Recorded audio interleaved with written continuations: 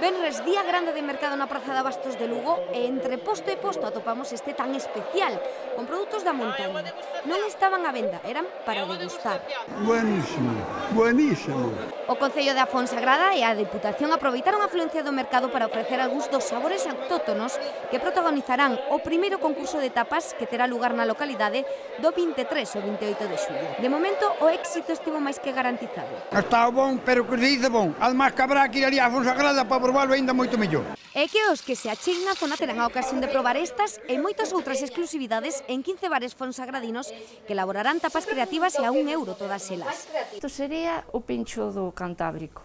Presa de porco celta, con mazá caramelizada. Son huevos da casa, pan de centeo, xamón da casa, todo natural, e elixín esta tapa porque me parece así a máis tradicional para os produtos que hai aquí na Fonsagrada.